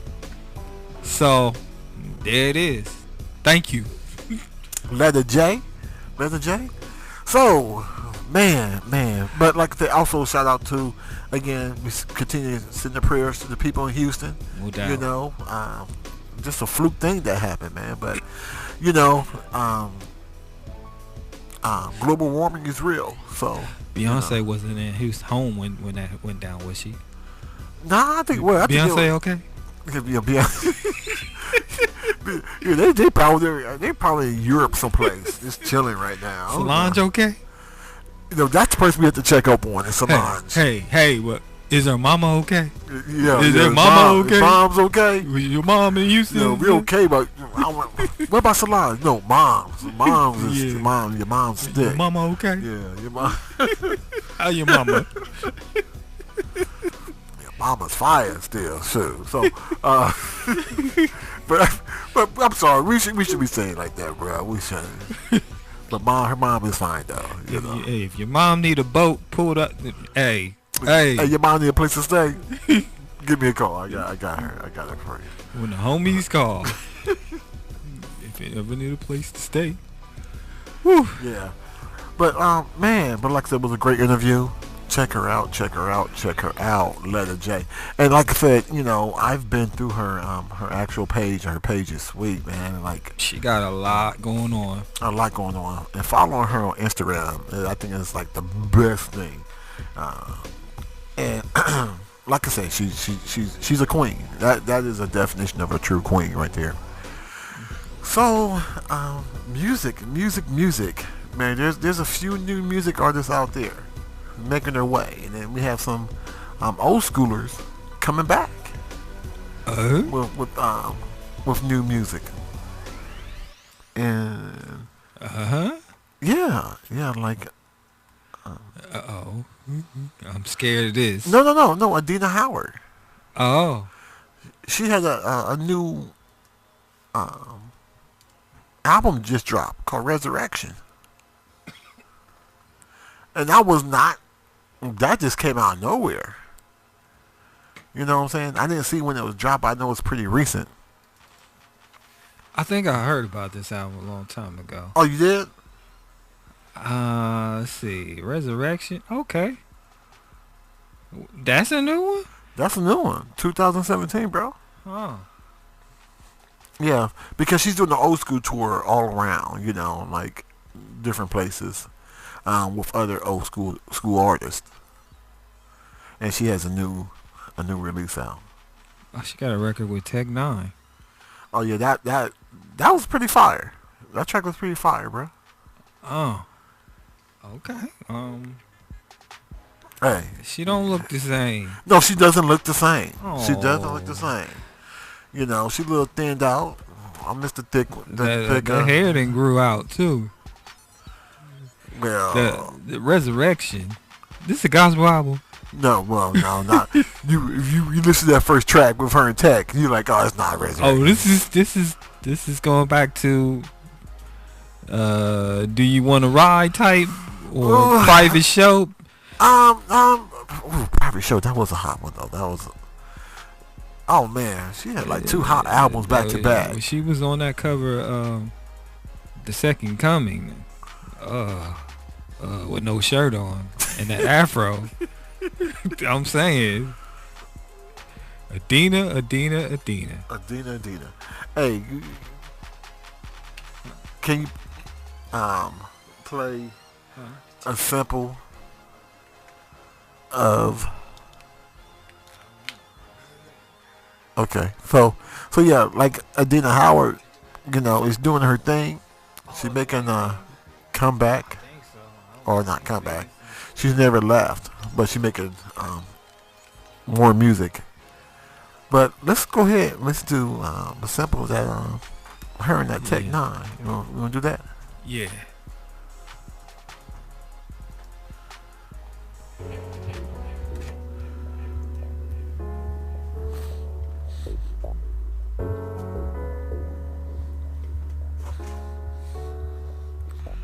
It's like meditation.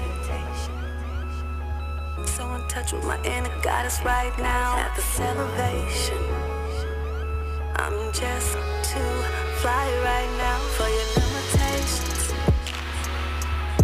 I'm not gonna let you kill the vibe right now with your hateration. So I need you and you outside, motherfucker. I can't leave my moment waiting. So pull me up one time, everybody, it's a celebration. About to get alive right now, they in admiration. As the 808s drive, tell me, can you feel the radiation? From the hottest chick in the room right now. It's like radiation. Can you fly it? Like, can you fly it? Like, it's like radiation. It's like, it's like, it's like, it's like, it's like radiation. Can you fly it? It's like radiation. It's like, I can sense your hesitation. I'm scared that I'm just another broad right now in the situation. Dark shades can't save me from my eyes right now. Baby, who you playing? You know I'm only in town for the night. Now let us get an understanding.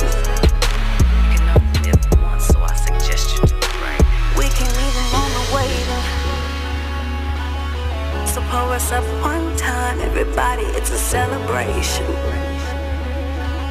Cause we about to get alive right now, they in admiration. As the 808s drive, tell me, can you feel the radiation? From the hottest chick in the room right now, it's like radiation. It's like, it's like radiation. It's like, it's like radiation. It's like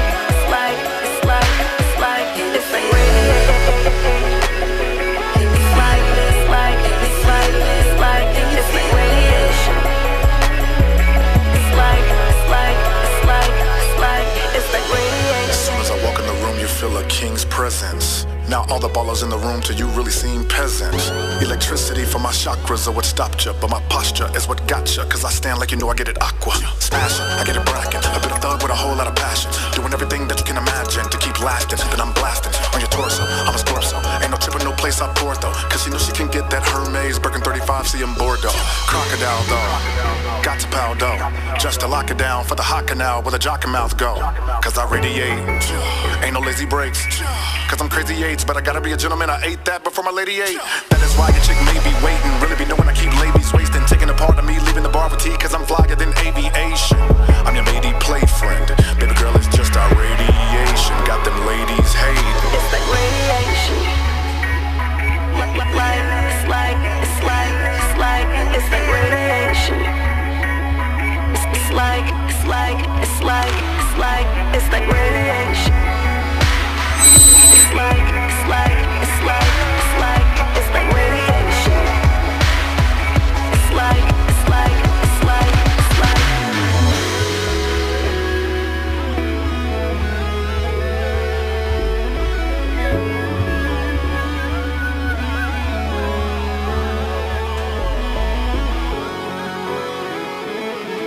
Yeah. It's the radiation. Tech didn't get a lot of love on that. Yeah, he did get a lot of love. I was expecting a little bit more.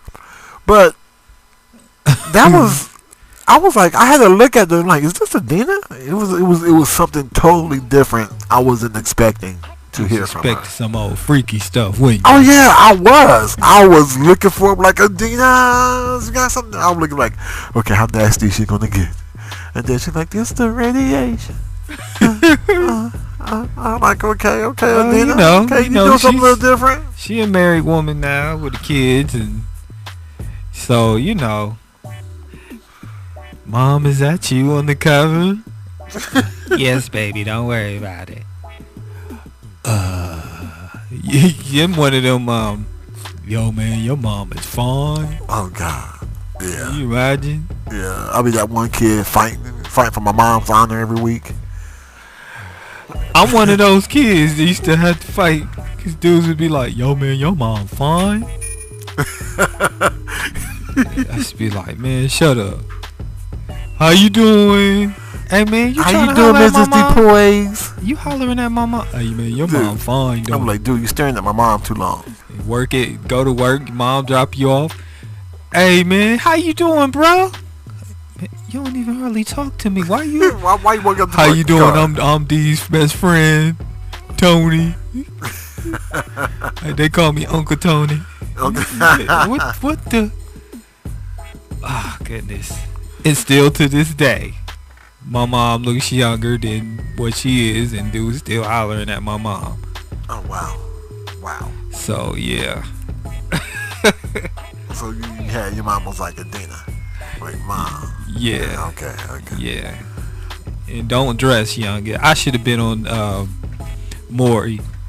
My mom dresses too young or something like that. Your mom dresses too young. Oh God, yeah. That's a good one. That's a good one. So Mariah's kids is gonna go through that. Oh yeah, you know her kids gonna go. She gonna be 70, still dressing the same. Look at Mariah in these cutoff shorts. She is almost 80 years old. That's like your mom being. Why is your mom dropping you off with a bodysuit on? What's Tina Turner? Imagine Tina Turner being your mom. Dudes be hollering it. Still think Tina Turner look good. She do, but you know. Damn, Tina. Mom, can you put some like long pants on? Mom, can you put a long shirt on, button up?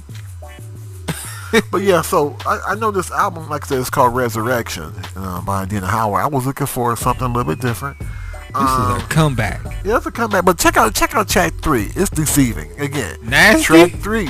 Oh! But that's what I was saying. But it's a throwback. It's a throwback song, and you'll see what I'm talking about. Please don't. No, please don't. It's a throwback song. Don't say it's if Miss Jackson, if you're nasty, No, nasty. No. You'll see, bro. Let's try that one. Hey, this is. Oh God. Hey, this is Soul Hustle Radio. Hey.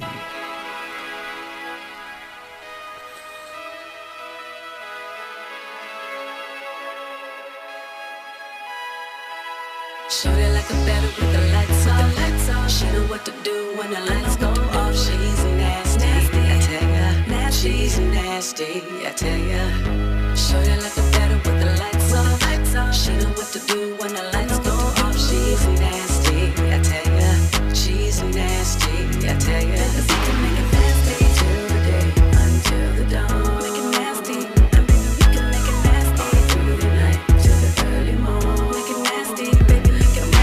Take you to a crib, give you what you need. Make it nasty, and baby we can make it nasty. Time of day, it's all good for me.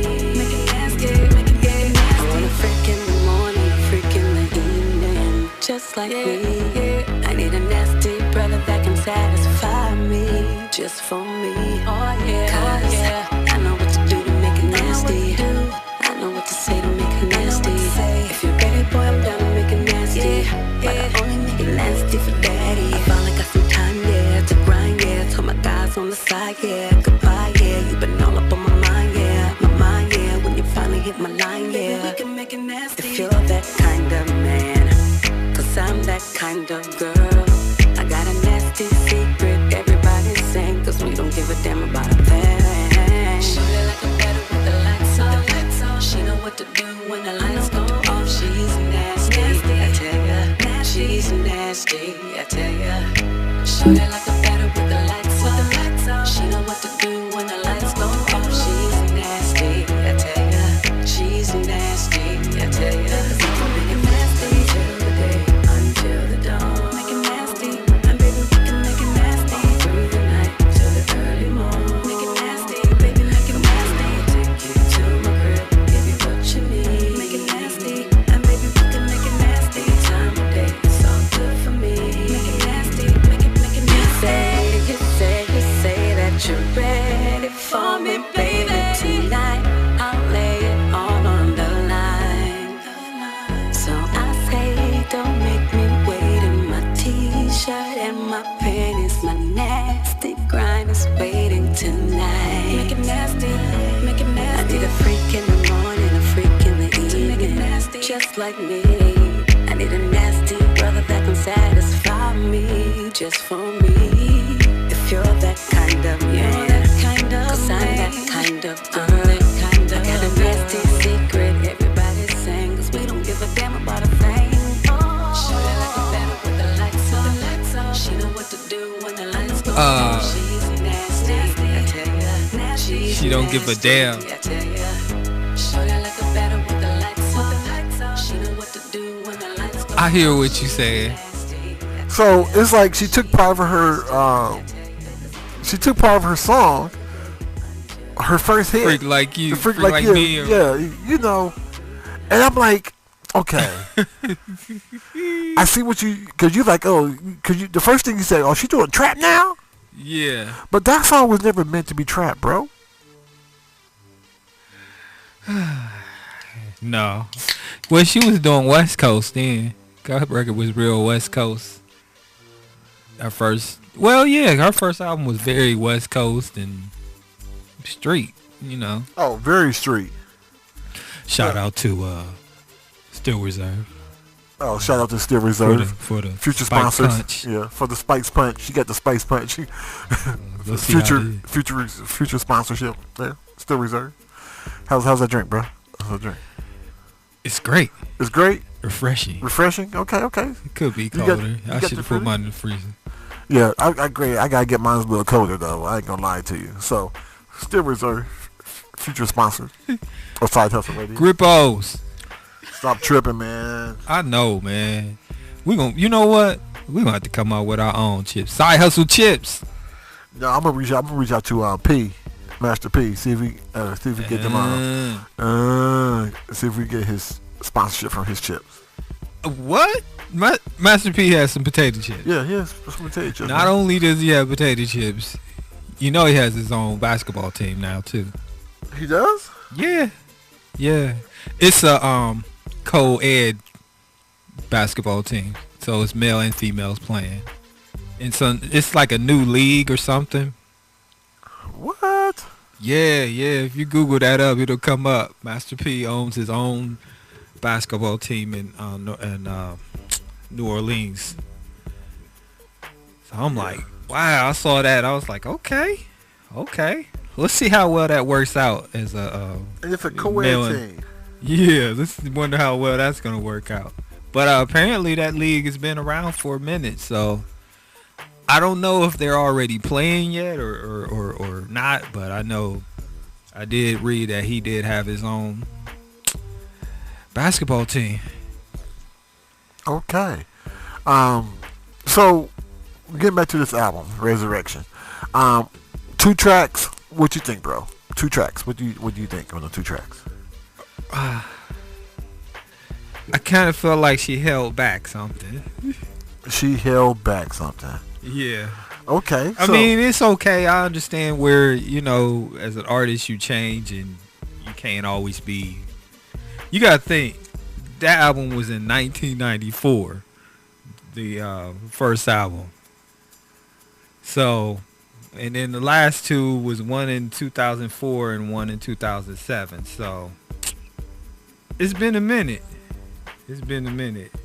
So, from what I heard, the reason why it took so long from 94 to 2001 or something like that, which she finally came back, was because she got tired of that life of being considered nasty and a sex symbol, and she walked away right at her peak. I wish we could have her on the show to discuss it. But yeah. Hopefully we the calls are out there. We got a few responses from her team, and we never know. We'll see what happens on that one. Yeah. She's in the city. Yeah, she's in the city. Wish we could go down. We could go down to the show and the show get a press pass. Hey, we should get a press pass, but you know who I am? Yeah, that's DJ the Poison. I'm surprised you're not there anyway. but yeah, she's in the city, so we gonna have her. We gonna bring her music back again, with her new album, and hopefully we get that interview. I know somebody that knows somebody that knows somebody that gets you in to meet Adina. Back in the day, shout out Alonzo. He said, I can get Adina. I can get Adina here. You can't get Adina here. I know her manager. Yeah, we was trying to put together a show way back with her, man. That would have been, that'd have been a good look. But yes, it would have. Hey, hope you guys enjoy that part of the show. The ones that are down there right now probably enjoying. And it's outside. Yeah, it's outside today, so yeah, we got the weather a little crazy. Yeah, we got remnants of Harvey going on here, so yeah, I'm hoping. Been running for like 2 days. There's like a few concerts outside today. Really? And there's one at the stadium today too, at the Crew Stadium today too. And some rock concert or boy band concert. I don't know. It's at the Crew Stadium. So boy band. NSYNC in town.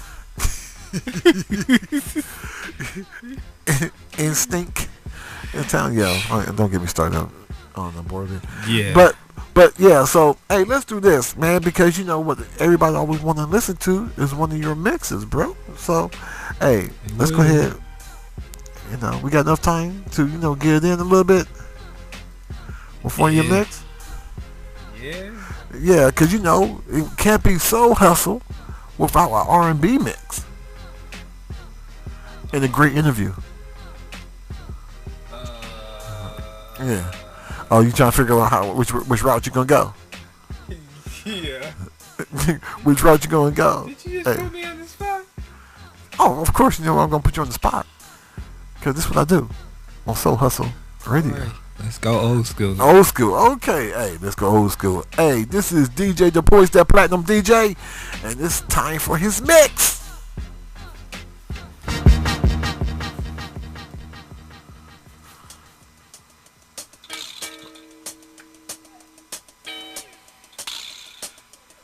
is the JB's Monorail.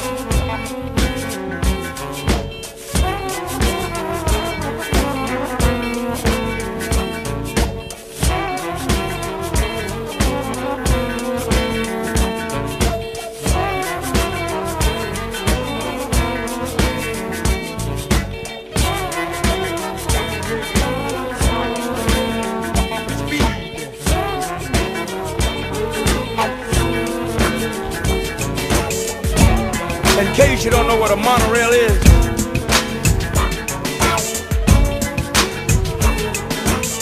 check out Expo in Seattle.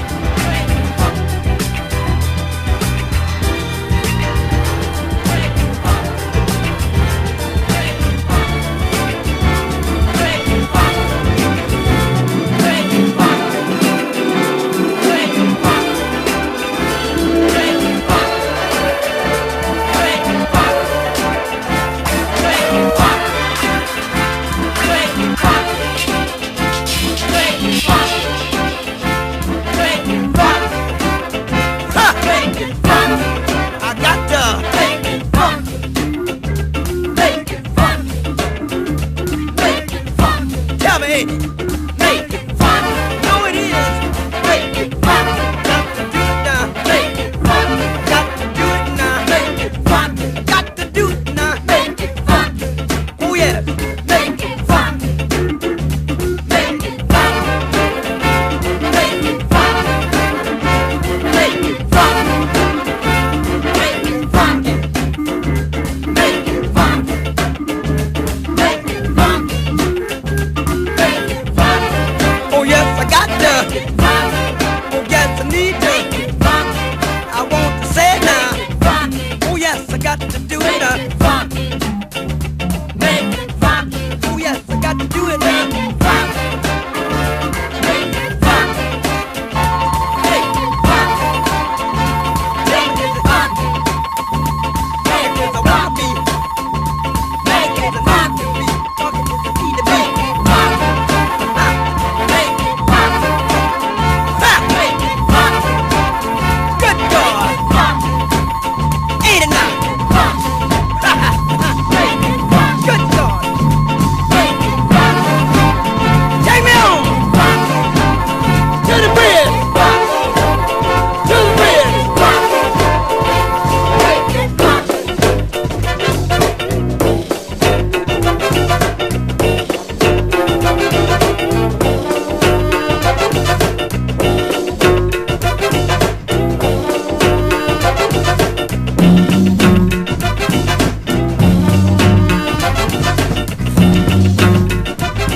Yeah.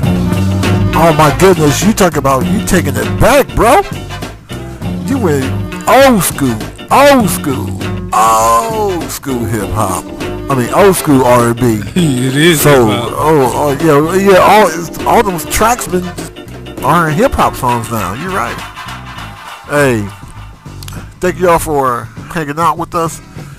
And if you missed the show, catch us on the archives. And how can they follow us on the archives? We are on Stitcher, Podbean, iTunes. Man, it's so many. Yeah, just Google that. And of course, our own page, So Hustle, Facebook. Yeah, you can always catch archives of the show. And just Google Soul Hustle Radio. You know, all the affiliates that we're on. And they will play it on their show on them given days. So we got, matter of fact, we got to get that list together. Compile that list to know what days it's being played. No doubt. Not just here in the States, here also across seas. So shout out to our affiliates, Flavor Coin, Vibe Radio, Street D, Nell Radio, DPSO, DPS Uncut, The Needle. Did I miss one? Flavor Coin? I said Flavor Coin. Right.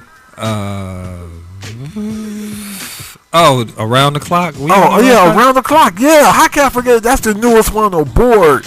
Shout out to Around the Clock for the love that they're showing. I think our show will be on Sundays on their station. So, so shout out to Around the Clock Radio. Check them out. Google them. Check them out. RoundTheClockRadio.com. McDiver. Yeah, Godiva, Street D. Yeah. Yes. So shout out to our affiliates. Hey, you can follow me, Hef Chulo, on Twitter and Hef Chulo on Instagram. Yeah. And DJ DePoise, how can they follow you?